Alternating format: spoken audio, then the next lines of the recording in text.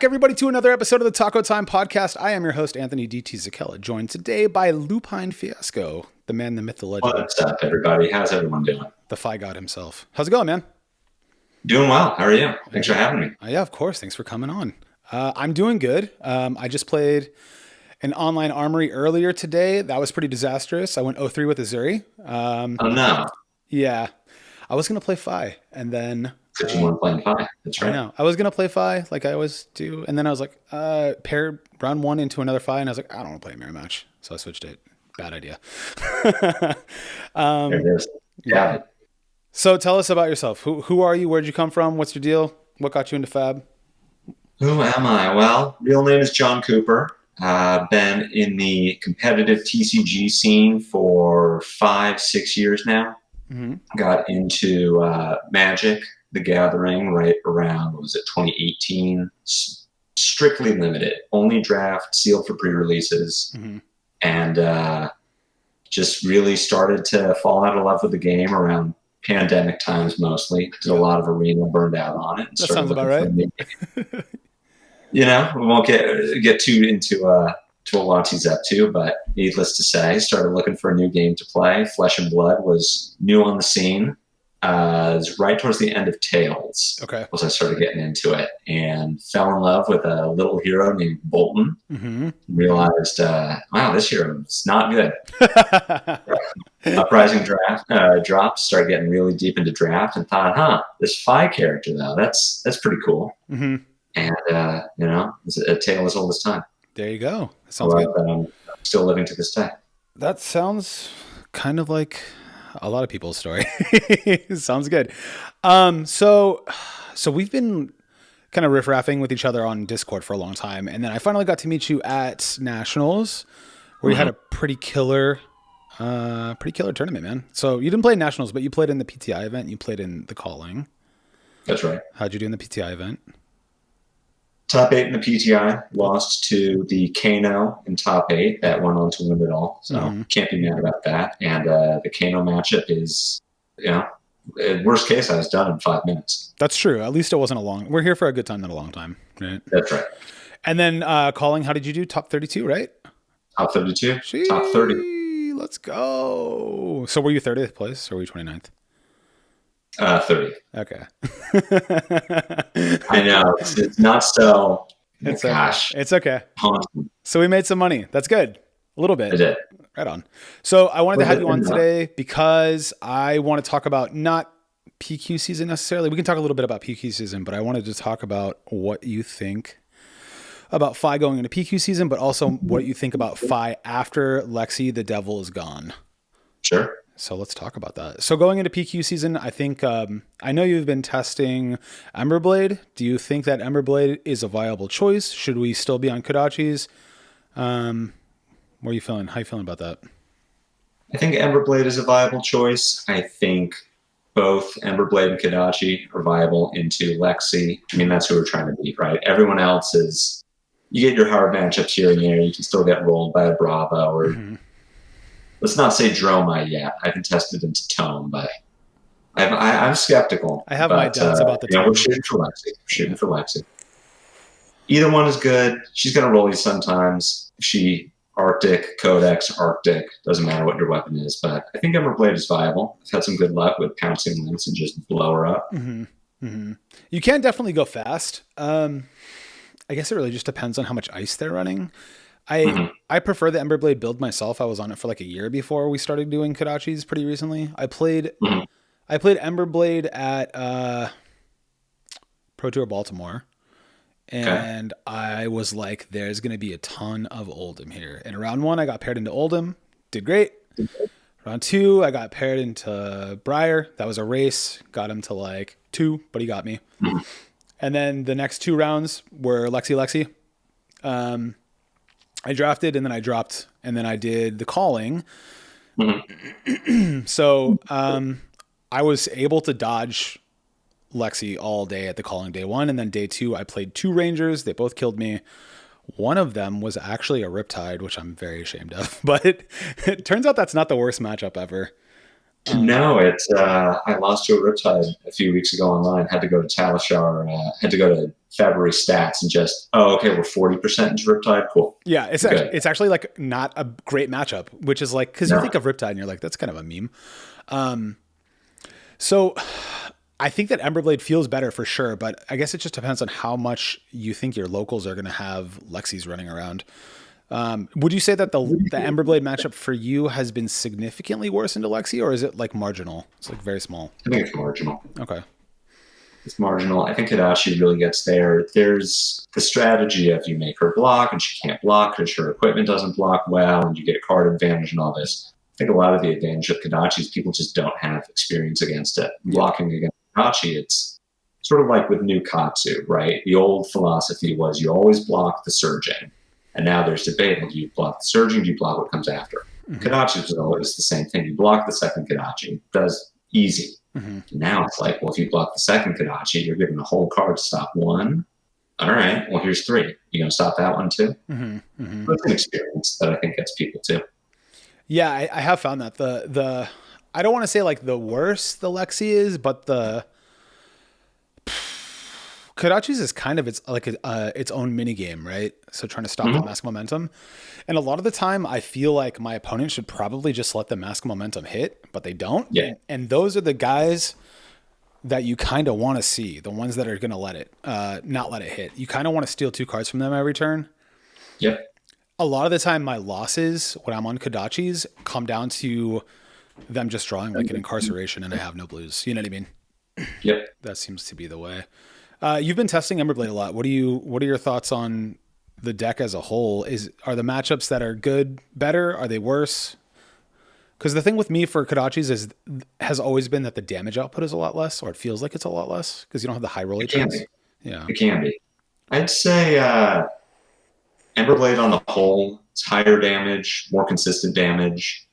I would say it's harder for Kadachi to just straight up brick. Yeah. Even if you have a handful of all blues, Kadachi can still do something. Mm-hmm. And I think EmberBlade suffers from that a lot more. Mm-hmm. Where you get these just unplayable hands. Yeah. So I would say that on average, EmberBlade does more damage, does better turn cycles. But man, when you brick, it just can screw the entire rest of the game. It's pretty rough, right? Yeah. I was scrolling through YouTube earlier and I saw your video against Azuri. I don't know if you posted it today or not. But you had a turn at the end of the game. I think you lost that game just barely, but you had a turn at the end of the game where you had like 3 blues, I think. And you had to, you didn't have a starter. So you have to get the flame for 0, which is always like such a feels bad, man. I mean, it's not the worst. It is the worst thing ever. It could be worse, I guess, but having to go 0-3-1 is not great. No. Yeah. I'm trying to think of, other matchups we can talk about. So Aelia, do you expect to see Aelia? I kind of don't. We haven't for a while. She's kind of been on the back burner. If you have that in your local meta, do you think that Warmongers is enough, or are we still on the 6 D-Reacts plan for that?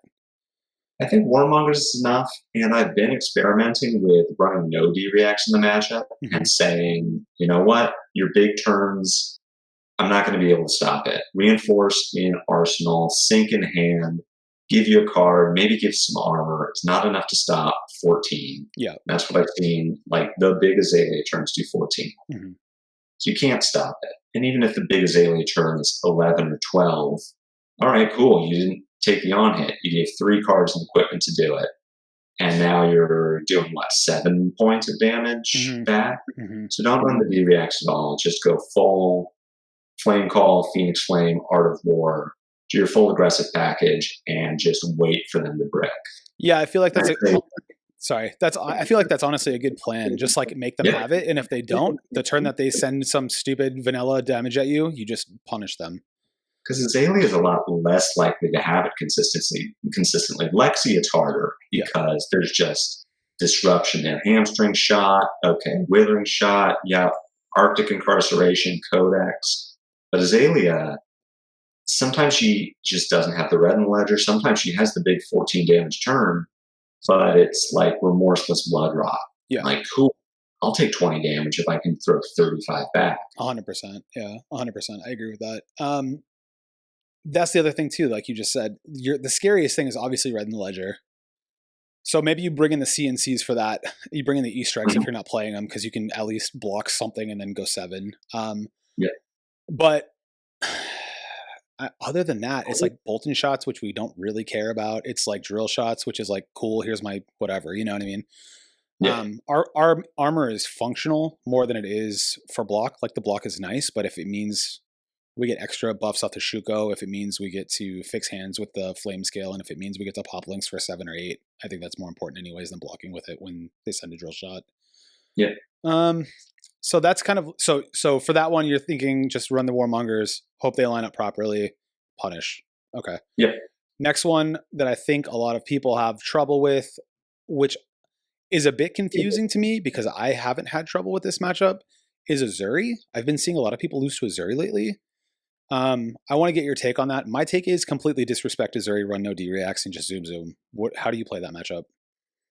I've been playing it wrong, I guess. I mean, I'm one of the people now that's really overthinking the Azuri match and bringing in the D-react. And I think you're absolutely right. It's just completely disrespect her. Mm-hmm. If she wants to have these 12 damage turn cycles where she blocks 6 and then throws 6 and maybe it's a shakedown, yeah, that can be rough. Yeah. But sometimes it isn't that. Sometimes it's a CNC and you don't have an arsenal. And okay, cool. I love it. All.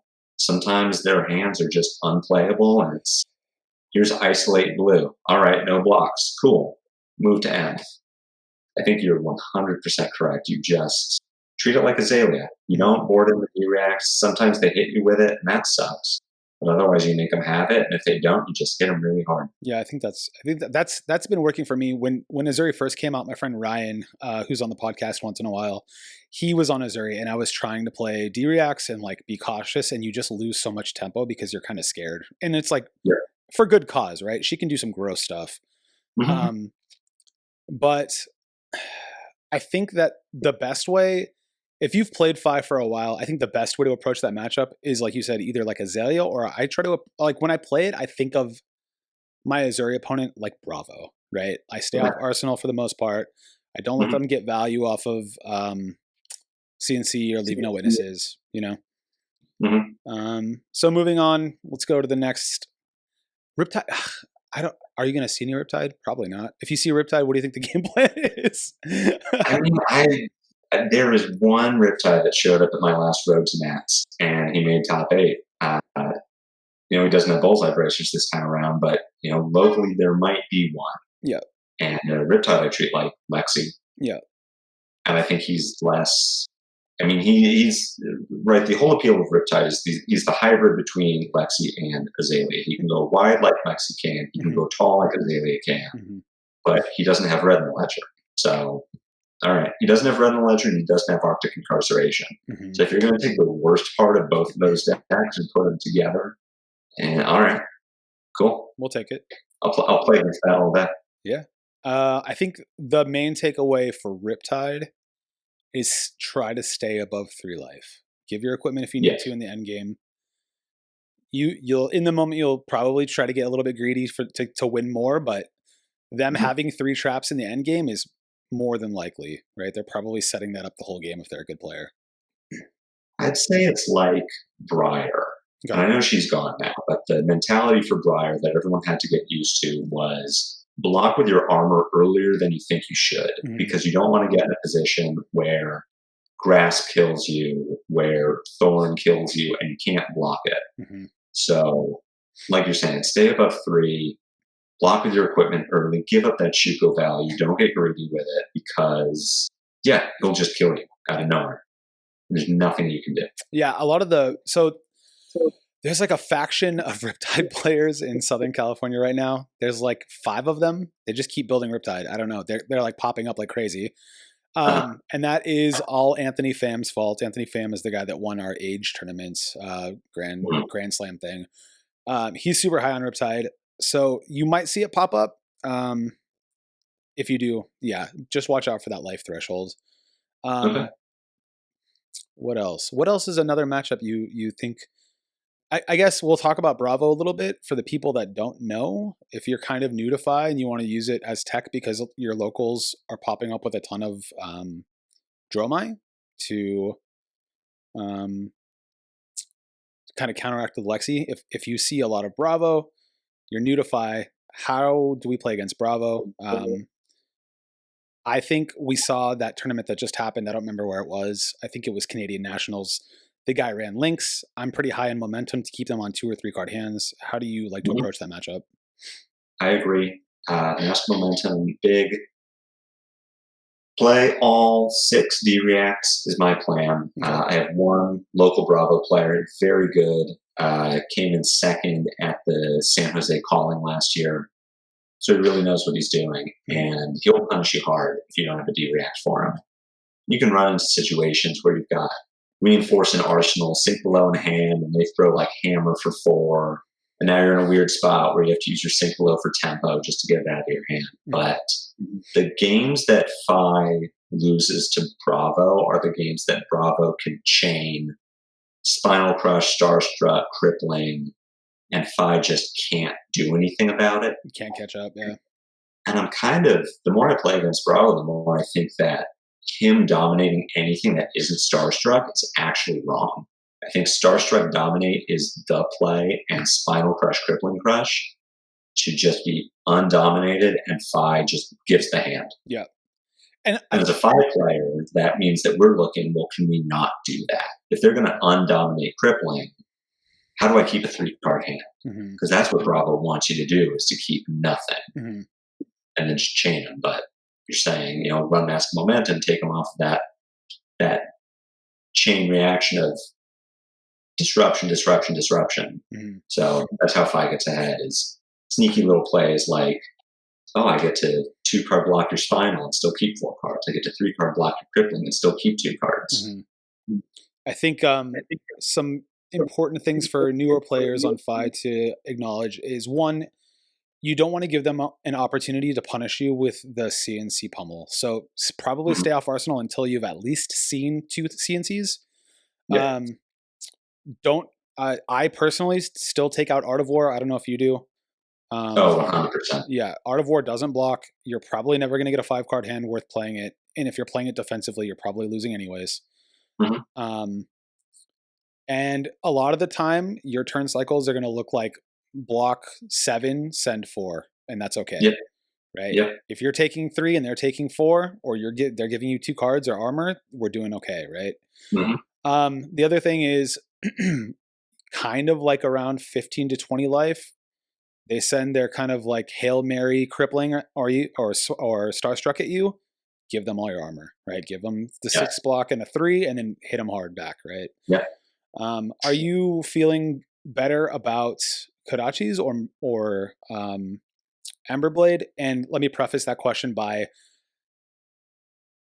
I think it really depends on what your meta looks like, because there's 2 Bravo decks right now, right?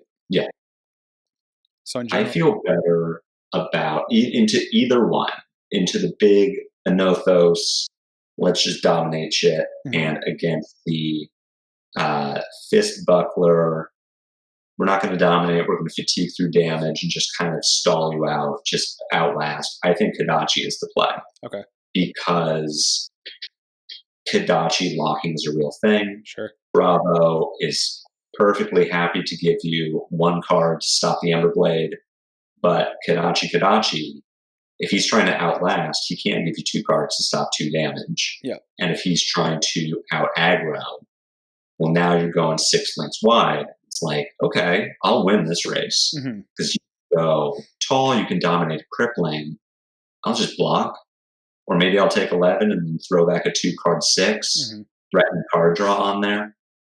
I think Kadachi just puts Bravo in a much less comfortable spot. And with Bravo, these games go long, they can get grindy. It's much more of a mid-range game than I think FAI plays into any other hero. Maybe Missouri is the exception. But if you can get Bravo down into this 1 life versus 1 life scenario, being able to keep 2 cards, block the hammer for 6, or block the hammer for 4, whatever it is, and Kadachi attack, that wins games. Even if you're in the situation where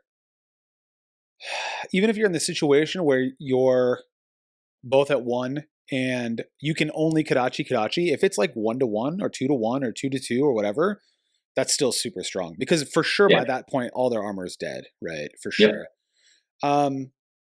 But again, this is I think where the D-reacts really come in handy. Are you on Flickflacks or are you on Reinforced Lines? Reinforced. Okay.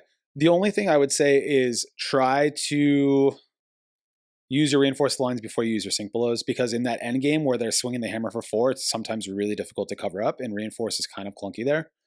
Mm-hmm. And the last thing is if you are solely on EmberBlade, I would say don't get greedy and get rid of your flames to Artivores to try to high roll if you're on Artivore. And know how the endless flame loop works, because they might be trying to fatigue you, and if they are, pitch a blue, end of turn, get a flame, send the sword, send the flame, send a card. You're spending 2 cards a turn. They're blocking with 3 or 4. You're going to fatigue them, right? So if you don't know that play pattern and you're on, only EmberBlade get to know that play pattern, because it probably will come up at some point, right? So who else do we have to worry about? I guess pretty much everything else. I've played a couple games into Max. Have you played into Max yet? I played a couple into them so far. The lists I've played against have been untuned, just easy one-sided stomps. Have you seen a good Max deck yet? So I think what Max really wants to do is get a bunch of hyperdrivers really fast and make Mechanoid. And so I think that I was talking to somebody else earlier today. I think that the game plan into that and the couple of games that I've played is just play a Lynx and go super fast, because if they can't set up the mech, you're probably doing pretty well. I talked to George earlier and he said, did you know if they get the mech out with a bunch of counters or items under it and they block 12 and swing 5, you lose the game. So you want to really prevent them from getting to that point.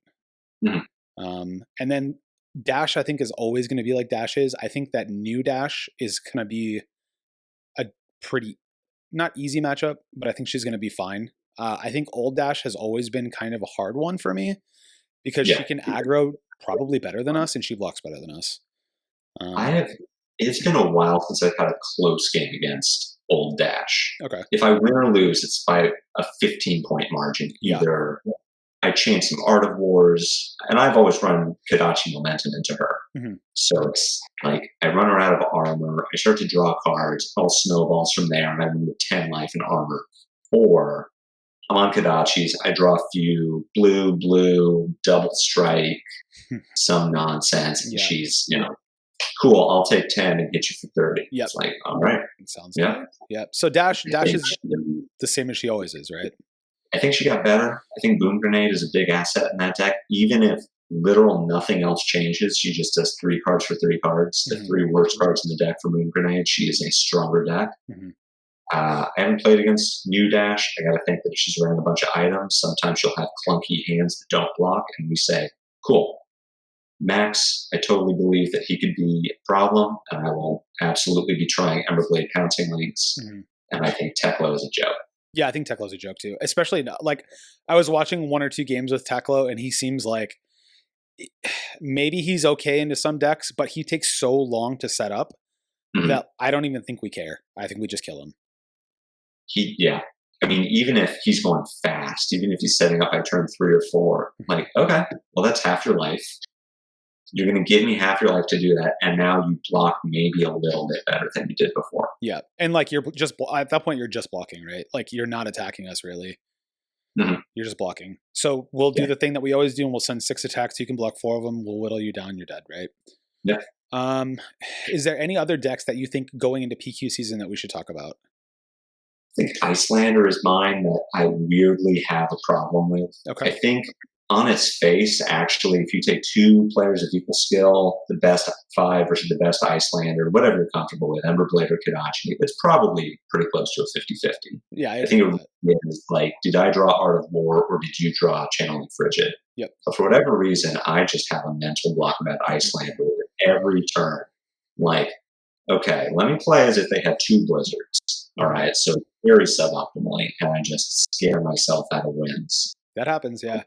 I think going into Icelander, the best kind of insight I can maybe add is I like playing EmberBlade, even if you're not even if you're on the Kadachi build. I like playing EmberBlade because I don't want to give them chances to give me frostbites, right? So less opportunity right there. I play epots. I don't know if you're on epots. I am. I play 3 epots and I play Tunic. And for me, a lot of the time that I play into that matchup, it comes down to one card, and it's not CLF. It's actually Insidious Chill. If they can drop Chill in the first 2 or 3 turns, you probably lose. And if you can't, get your epots out, get your Tunic up, keep it on 3 so that they can't get value out of their headpiece. And then on the turn that you have the Art of War, pray that they don't have anything crazy, pop your epots, pop your Tunic, get a bunch of resources floating, and sometimes you can even hit them through instant speed CLF. Just make sure that you're floating stuff in the right order, right? So like you want to, it's kind of tricky. You want to time their instant speed ice card properly. So like never start on Tunic, right? Things like that. Never start on epot, right? Throw a card, throw an attack, see what they do, feel it out. They might send a frosting at you, and in that case, you probably win the game. If they throw a CLF, pop everything, get as much resources as you can, and push. Because usually the moment we can get them off Arsenal, unless we brick on a hand, we just lose. I will agree. I think that when Belittle was around, I felt like that game was super favored for us. But nowadays, I think it's too fair. It's like fair to the point of discomfort. So yeah, if you're on FAI going into this, you've run into Icelander, just be really careful with your priority windows, and I think you'll be okay. And then is everything else is just a race? I mean, everything else is kind of nebulous, right? Like there's Dory. Maybe we can talk about Dory for a second, because that's a matchup that I always have trouble with, but it seems like you've done pretty well into. Dory's a fun one. I really like Dory a lot. I have had worse luck into her. I've been trying Reinforce the Line instead of Sink Below, because I think EmberBlade is a card they will play. If you don't know it, EmberBlade just came out in Bright Lights in the expansion slot. It is a non-attack action, has go again, a blue block 3. Target player reveals the card in their arsenal. If it's a defense reaction, destroy it. So I think the 5 game plan up until now has been park a Sink Below in your arsenal, wait until Dawnblade has 1 or 2 counters, or they drop a Steelblade Supremacy, Glistening Steelblade turn, and then just hope that you can block everything. That line is going to become a lot less reliable with the Golden Blade, so I've been trying to Reinforce the Line. It makes it harder. It's harder to play around Reprise, but overall, that matchup is super fun because you go in and you think on turn, off turn, on turn, off turn, go big, block the Dawnblade, go big, block the Dawnblade, and you have your big turn, and you chunk them for a ton, and then they have a big turn, and you look at your hand and you say, all right, well, I have 3 2 blocks and an Art of War. So I'm not going to block this turn. And now the whole thing is thrown off, and it's a weird damage race. I think that matchup is great. I think that, okay, I feel really bad into that matchup. Like I do not want to play that matchup ever. So my advice is probably terrible. You should listen to John. My advice is pretend that Dory doesn't exist and try to get her blocking before you are. And that usually doesn't work out. But if you don't have time or somebody to practice against and you run into a Dory, I would say don't play momentum, play the links, and just try to hit it hard. The advice so if I'm on a momentum list, if I have Kadachis, I will bring that in. Treat her like Bravo, where she has a bunch of armor, but she has to block with it sometime. And once she's done blocking with it, well, now she's not going to give you a real card to stop Kadachi, so you'll get your triggers. My advice for Dory is always treat it like she has the most possible damage she can deal. So if she has a 3-card hand, pitches for a Warrior's Valor, attacks with the Dawnblade, has the 1 card, no resources floating, well, that's Red Iron Song response. Or she has 2 cards now, well, that's Singing Steelblade, and she's going to get Puncture. Whatever the worst case scenario is, if you can block around it with D-React, with armor, do it. But if you can't, if you lose to the worst possible scenario, but maybe you win otherwise, just don't block. That's when you say, no blocks, we're not going to do any of this. You know what a really cool way to reset the Dawnblade is? You strip Dory's hand so that she can't attack with it. That's a good way to do it. I think the other thing is, like you said, there's like a general rule with Dory that's like very remedial, it's like overblock by 3 or 4, right? Mhm. So if you can pull that off, cool. If you can only overblock by 2 because your hand is all 2 blocks, take the damage. Because you're going to lose all your tempo and you're going to give it up. And sometimes your hand blocks super well and they just have Twinning Blade, and that's going to happen, right? Twinning Blade is a card that doesn't exist. if I'm blocking Dory, if it's the big listening turn, I'm thinking, if I can do this, this, and this. Oh, but what about Twinning Blade? Doesn't exist. Don't worry about it. Because that's going to throw off everything. Yeah, that's a good way to think about it. Sometimes they're going to have it, but you can't be afraid of it because it'll just lose you the game. Mm-hmm. Yeah. So I will say though, if you lose to Dory, like, don't feel bad about it, right? Yeah. She's great into you. She's great into most aggro decks, so just be ready.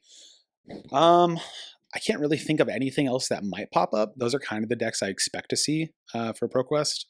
Is there anything else that you can think of that might kind of show up? Everything else is just, if it's not favored, it's a coin flip. Yeah.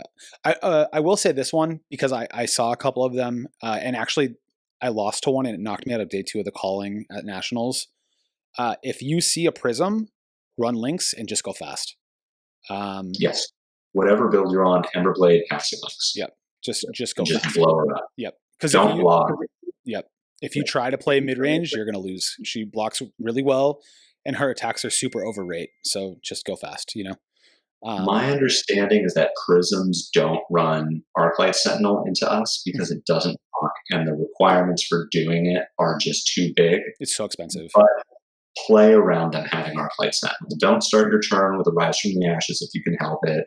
Don't start your turn with Art of War if you can help it. Yep. Don't always count on being able to E-Strike, draw a card, Snapdragon. If I'm playing against Prism, like, I board out the Rise, E-Strike is almost always go again. Mm-hmm. Art of War is going to be... I'm a big fan of Art of War in the first thing I do in a turn, if I still have my Rise from the Ashes. So I'm counting on maybe there being a blue so I can EmberBlade. Mm-hmm. I used to be big on the combat trick Art of War. Well, we're going to 3-3-3. Oh, you blocked it to stop the mass trigger. Art of War. Yeah. Now I'm like, no, we're not going to give our damage. We're going to shape the turn. But against Prism, throw a head jab out there, then do the Art of War. At least push a little damage. Yeah. She's going to get the Arclight. Put your toes in the water, test it, right? Don't get too greedy too quick. Okay, cool. So then let's talk about post Lexi and maybe post Icelander being gone. I think that based on what I can see, we're probably S tier. Like, we're probably in one of the best decks. Yeah. The thing that worries me about that is we're going to go from a position where we're the cool kids club at big tournaments where we all check on each other to half the room is playing FAI. So with the exception of whoever goes second probably wins, let's talk about the mirror match a little bit, because that's something I think that people should start practicing for, especially if you're going to go to Worlds, and especially if you think you're going to play FAI, in the anticipation that Dromi kind of tries to take over the meta. So what do you think about the mirror match, other than win the dice roll? Yeah. Mirror match is an interesting one. It's a really easy way to skill check someone because you're a dedicated FAI player and they just picked it up because he's the hot new kid on the block. Yep. You're probably going to win that game. Sometimes they just high roll you with 3 Art of Wars. But I think something I read recently on the Discord, I forget who it was that said it, but if you lose the die roll and you have to go first, even if you're on EmberBlade, run Master Momentum as a way to get tempo back once your second turn comes around, I think is absolutely true. I think that all you got is going to come back in as just a really good card. Sure. Stop a mass trigger, draw a card. I was running that back in Uprising meta against the FAIs, of course, but I eventually just started bringing it in against Bravo and Dory too, because I would see them around, and it's like, sometimes this is just all you need. Sometimes, if you had a Sink Low and Arsenal, Sink Low and 2 block from hand stops a Spinal Crush, but sometimes a 3 block from hand and that all you got stops a Spinal Crush too. I think this round's on me, or that all you got comes back in. This round's on me. I don't know. I got a little burned on that card. It's different now. Icelander will be gone. Briar will be gone. But like you play that into Briar, into Moonblade, Wizard of Guardian, it was actively bad. Yeah, I agree. The other thing with Trom is that first of all, probably after Lexi's gone, we go back to EmberBlade just because the ceiling is so much higher. Yeah. Secondly, with the exception of playing Trom on turn 0, even when I had it in my deck, I treated it like a vanilla blue block 3, unless it was on turn 0 and I had to go first. Because and I know that it's statistically improbable. Every time I play a Trom, they'll draw an Art of War or Spreading Flames, and it doesn't even matter, and they just get their value back, right? Yeah. So I think that's kind of, yeah. I don't know if we play that. How do you feel about CNC into the matchup? And do you think that, because obviously we'll have more blues at that point, and do you think that Breaking Point is still viable in an EmberBlade list? I like CNC in the mirror. I don't think Breaking Point is viable in EmberBlade. I think there are too many situations where it's just clunky, and I think the biggest one is a 3-card hand where you have a blue and a starter, and you say, cool, play my head jab, pitch the EmberBlade, Breaking Point for 5, or pick up a Phoenix Flame and Arsenal to Breaking Point. It's not good. It's just clunky. You need too much for it to be good, and it's usually a 4-card hand. And sometimes you just don't get that. And I think, yeah, it's a 3-block. It's a neat 2-card hand, and it pushes 5 damage. But I'd rather have it be CNC and then play something else in the deck. That's fair. I think CNC into FAI is very good. I think Blazing Yoroi is a trap. I think it is too. A lot of people like it. FAI and they have it. Yeah. You're smiling. Yeah, I agree. Something that you can keep in mind too, it's kind of a niche thing. If they have Blazing Yoroi or whatever it's called, if they have that card, it's totally acceptable, depending on what your hand looks like. If you don't have a huge finisher, to close don't forget to close the combat chain. So like if you go head jab, sword, flame, close the chain, snatch, they don't get value out of it, right? Oh yeah. So if they come in with that, you're fine. If you want to make them use it early, go for it. But if you have a finisher that's not exactly something crazy, close the chain. If it doesn't require rupture, do that. If it's not a Sultan, won't do that. What else? I think that Dromi is big I think that Bravo stays Bravo. I think, I don't see the tone making that big of a difference. Do you? So I'll start with, just because you said Bravo. So Bravo got Civic Steps, which again, my buddy is like, this is just so good. And on the one hand, it gives a quick in, which for us can be really good. E-strike, draw a card, go again, snatch, go again. But I think about the number of Bravo games that I've won at 1 life and think, wow, if they had 2 more life this game, that's it. I just lost. And I lost 3 turns ago. Yeah. So I think Bravo is going to be a lot better against us. Dromi, call me crazy, I just have a sneaky little suspicion that she's going to be really good. It might not be, I'm not saying we're going to be unfavored, that now we just lose to Dromi. Sure. But I think we've had a year and a half of looking at the Dromi matchup as being free, and it isn't going to be free anymore. Sure. And people are going to play sloppy and loose, and they're just going to get blown out by this big 24 damage turn that put 4 dragons on the table, and now we got to deal with it. Yeah, that's fair. That's fair.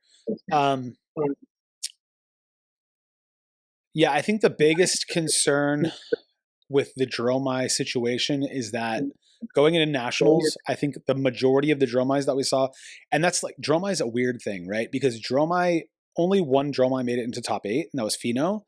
But like top 64 was full of Dromis. And it might just be that they didn't do well in draft, right? Like they are around and you will see them for sure. But I think that Big Dragon Dromi, whether they get Tumulti or not, is usually something. If they don't get Tumulti and they're not a great Dromi player, you blow them out. If they do get Tumulti and they're not a great Dromi player, you still should win. If they're a good Dromi player, they can give you some trouble. But I think that Mara's list comes back super hard, the Redline list. And I think that even the Redline list at this point in time is situationally terrifying, right? If she can drop a bunch of dragons and you don't find poppers, like you don't necessarily need them, but if you don't find them, she can steal so much tempo from you. And the red line list is also super favored into the big dragon list. And so I think that's what we see. So I think if you're going to test for worlds and you're going to take FAI, I think that you should be testing against the Mara list, the Empress list, and you should not be worried about big dragon. Because I think big dragon's going to do the same thing that big dragon has almost always done. But I think Mara list is going to be doing big dragon things with a way more aggressive package. Big Dragon's thing is trying to slow the game down, trying to play more of a control Dromi, and that's always just been bad into FAI. Not even Dromi, but control Oldhim was bad, control Bravo was bad. And as soon as she starts slanting aggressive, which she'll be able to do because there's no more Lexi to fatigue and there's no more Icelander to play blues for, you're absolutely right. It's going to be most Dromis are doing this. Or at least this is what the best Dromis are doing. I agree. And yeah, sometimes that matchup is just, they don't play that many dragons. They deal more damage per turn cycle than we do. And if they do play a dragon, it's an Asvalai. And now it's a 6-point swing because it dealt 3 to us and we took 3 to kill it. Or it's a Kyloria and it did 4 to us and we took 2 to kill it. Or we had to block it so they didn't draw a card. There's going to be a lot of value that Dromi can get. I think Dromi is at, if there is a reason to play kadachi after Lexi leaves, it's Dromi. That's fair. And you get some incidental value against Bravo, maybe against Teklo if he ends up being relevant ever. But Bravo and Dromi, I think, are easier enough with kadachi that it's worth considering. That's fair. That's fair. Yeah. So maybe if Big Dragon Redline becomes the list, maybe you find a friend and jam a bunch of games and just say, I'm going to play 10 games with Kadachis and 10 games with EmberBlades, and you can start doing that now because those cards are available on Talishar. I would if you're going to Worlds, I would start doing that now and just see what it feels like. Because the thing with Redline, if she's running Tome, she doesn't have help. Help doesn't block. Maybe she's running Snapdragons. Maybe she's running... So what? She's got Furnace and she's got the gloves, and that's 5 points of health over the course of the game. All right, you can beat that. Yeah, and I think that going first into Dromi isn't the worst thing ever because they're going to have the gloves. What are they called? The ones that make a spectral shield or whatever. Wave of Reality. Yeah, they're probably playing Wave, and if not, they're opting. So if you or not opting, but what's the word? What's the keyword? Scry. Not scry. Is it scry? Yeah, they're scrying, right? They're preventing damage one way or another to make Ash. And if you can get that stuff out of the way, you're probably doing okay. But the big scary thing for me has always been when they do like, they'll take a bunch of damage and then they'll go like Rabble into like 0 cost dragon, 0 cost dragon, 0 cost dragon. And that's what we have to really watch out for. Because that's 3, 6, 9, that's 18 damage swing, like you said, right? And I think the other thing is in playing into that deck a decent amount, because I have a couple locals that play that deck, it's okay sometimes to not respect the dragons. If they're not going to kill you and they are low enough on life, sometimes you have to go face. And you killing a bunch of dragons that just dropped on the table when they're under 10, just do 15 to their face. Make sure they can only swing with 1 dragon as long as they don't have a Chromai. It's a little bit of a balancing act, but it's definitely a skill that is worth acquiring, I think. If you're going to do that, I will say keep an eye on their sigils. How many sigils have they played over the game? Have they pitched them? And how long ago did they pitch? Because I have lost games that I should have won by ignoring the dragons, thinking I'm just going to outpressure. And then they drop a sigil, and I think, oh, my math was all wrong. And now I have to kill this dragon. And holy shit. Yeah, it happens for sure. The other thing that like is kind of a fun trick, if you get into the position where you have to, if you're playing any 5 cost attacks, you can always kind of feel it out, block with a 5 cost, and then if you have to, like it's the worst case scenario, play the Art of War to pop their dragons. That's a thing you can do, right? It's very niche. It might come up. If it does, it might save you, but anything else that you think that we might have some issues with going into the next meta? I think Mechanologist is the big question mark. Sure. If they are faster than we are, there isn't a ton of good tech for that. Erase Face was the old one to deal with boost. Smashing Time is around if we think it's going to be Boom Grenade or Teklo Counter is the real issue, but we can look at Viscerai and say, well, you play Warmongers. You look at Lexi and we have CNC Breaking Point. But Dash and the Mechanologist, there really isn't the like easy silver bullet. Let's do this. I think a lot of it's going to be draw your Art of War before they draw their max velocity. Yep. I think that's what it kind of always has been. So I don't think much changes. Yeah, I mean, it might be that it's at least a coin flip. And like, all right, well, sometimes you lose those, but you can maybe still gap them. Maybe it's not going to be a big like 55-45 in Dash's favor. Yeah. Who knows? I think it's the thing of like just block smart. Like sometimes it's okay to block like a combustible courier. Like just block smart if you have to. Don't be afraid to negate value that's on the big pounder turns in the beginning if that's the case. Yep. It's not just a race, although it does seem like it sometimes. Like if your hands line up and you go first and you pocket an Art of War and you're going to do 40 damage, then do that. But if you're kind of starting off slow, it's okay to play a little, not mid-rangey, but yeah. And anything else? I can't think of anything else that I think that is a tough matchup that's in the meta right now. No. I mean, I think every FAI player knows what the big matchups are. Icelander, Lexi, Bravo sometimes, but everything else is a coin flip at worst. Yeah, I agree. So come up with a game plan. Take some of this advice if you want. If you need help, find us on Discord. We're in there talking crap all day long in the FAI chat. Oh, yeah. Yep. And I guess we'll call it. It's 45 minutes in. Let's say our goodbyes. Thank you so much for coming on. Do you want to shout out anything? Thanks for having me. I really appreciate being here. I'm on YouTube, LupineFiasco. I do daily FAI content. I play games on Talishar. I record it, and then I talk shit about the decisions I made a few days ago and why I'm such a bad FAI player. But hopefully you can all learn something. So check me out, LupineFiasco, daily FAI content.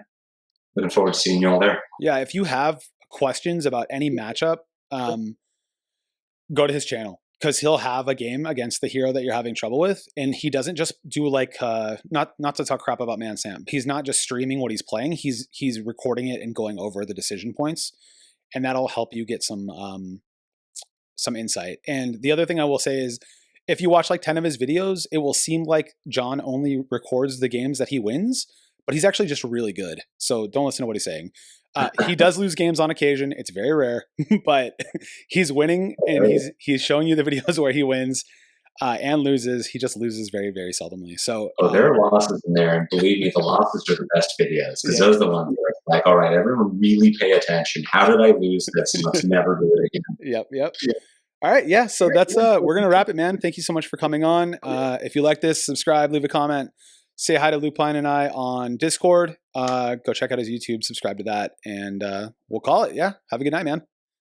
All right. You too. Good luck, everybody at Worlds. Good luck, everybody at the Battle Horn this weekend, and we'll see you guys later.